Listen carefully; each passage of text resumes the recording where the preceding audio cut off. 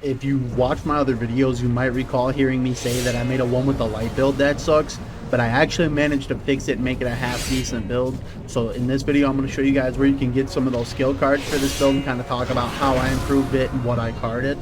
To start, I guess I'll just do some DPS with the build so you guys can kind of see that it is actually better than what I was doing before. It's not a perfect build. I'm probably still missing some key stuff here, but as you can see for AoE damage, I mean it's solid. It's pretty good. It's a little RNG with the Exorcist Slash resetting your Divine Storm, but I mean even without good RNG, I mean you still freaking tone.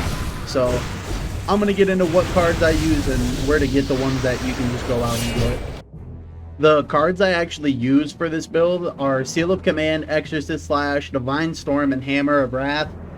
You might be able to get something better than Hammer of Wrath, especially if you're like me and don't have Sanctity of Battle, but I carded it anyways. I'm hoping I roll Sanctity of Battle, but if I don't, no big deal.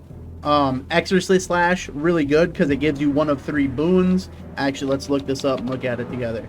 Exorcist Slash, when you use it, it does 340 to 341% weapon damage, and you gain a boon. One boon can reduce your Divine Storm's cooldown by 5 seconds, one reduces your Judgment by 5 seconds, and the other one gives 1 charge of Crusader Strike. This is very good because it basically replaces Exorcism and the talent Art of War.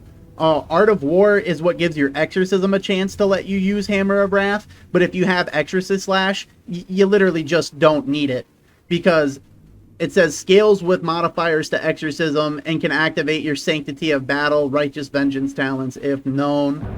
I think it replaces the Art of War, right? The Art of War. Or no, here's the thing, right? So the Art of War card, we go over to our talents. The Art of War is what makes it so that your Exorcism is instant cast, you know? You get 3/3 Art of War, you hit Crusader Strike or whatever, and your Exorcist becomes instant cast. You don't need it to be an instant cast because Exorcist Slash is already an instant cast. So if you have Exorcist Slash instead of Exorcism, there's a ton of perks to it. It hits harder, and you don't need the Art of War talent. You can still proc Sanctity of Battle with it for Hammer of Wrath, no matter what the target's health is. Seal of Command is like by far your biggest damaging ability. I don't exactly understand why it's the biggest damaging ability, but it's always about 40% of my total DPS. I'm sure all of us are pretty familiar with what Seal of Command does, so I wouldn't recommend taking a seal at level 1 just because you're gonna need Seal of Command to really make this work. Divine Storm, self-explanatory. Skill cards, obviously you need one with the light, so we're not going to cover it. Purification by light. It makes it so that your direct spells and abilities now have a chance to exercise the target, dealing holy damage and consecrating the ground beneath them, dealing 101 damage to the enemies every second for 8 seconds. Obviously this is really good when you have holy damage modifiers. It's really good for AoE situations because it can put a ton of consecrations on the ground. Next is Consecrated Weapons, which actually I believe Consecrated Weapons only works with Consecrated Strikes. So let's talk about Consecrated Strikes first, right? Consecrated Strikes, your Crusader Strike, Divine Storm, and Hammer of the Righteous now have a 50% chance to create Consecrated Ground.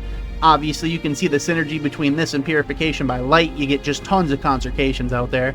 Deals 75 holy damage every second to enemies and grants 5% increased strength to allies in the area lasts 8 seconds.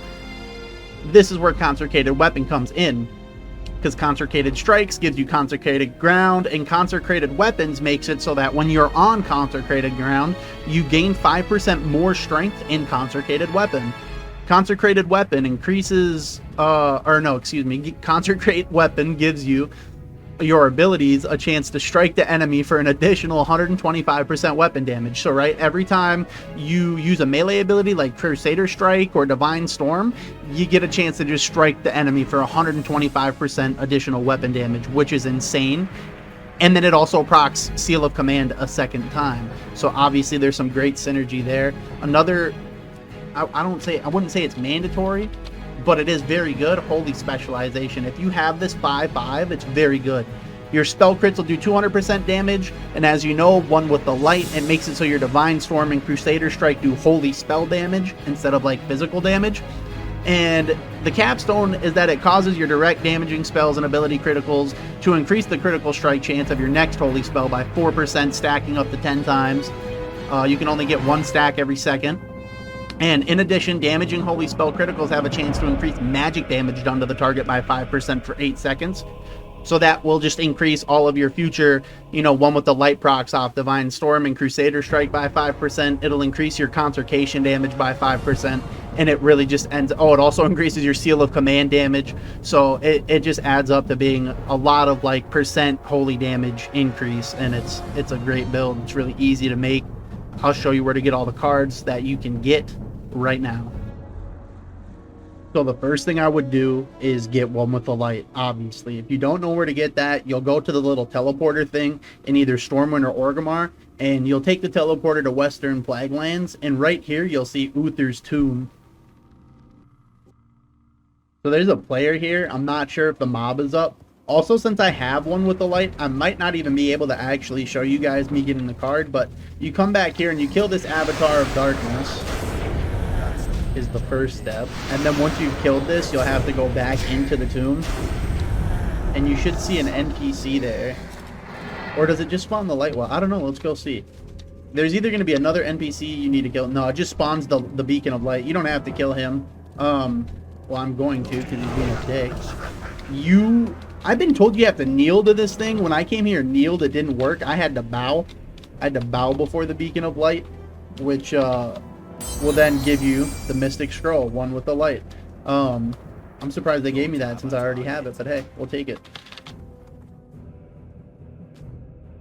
Once you got one with the light from Uther's Tomb, you can head straight north in the Hearthglen. I'm going to try and run in there. We'll see if I die or not. But you need to come into the back, into the keep, and go to the top. And at the top, there will be a guy named Talon Fordring. And he's got about 60,000 health. He's not very hard to kill, but you might need one other person to help you. He drops Consecrated Weapon, which is really good for one with the light. So we're at the top of the keep. You can pull these two first. There will be 2 guards right there at the bottom of the stairs. You can pull these and it won't aggro the boss. I'm going to attempt to kill him, and we'll see if it drops for me or not. Because like I said, I don't know how skill cards work when you already have the skill card. I've heard they don't drop for you, but we'll kill him and see.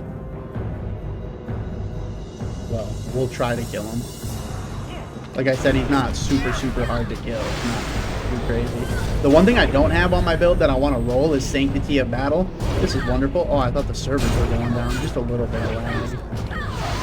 But yeah, if you get Sanctity of Battle when you pop Exorcist Slash, you'll be able to cast Hammer of Wrath no matter what the enemy's health is at, which is really nice because you get the boom that can add a stack of Crusader Strike or reset Divine Storm, but then it also activates Hammer of Wrath, which is obviously super broken.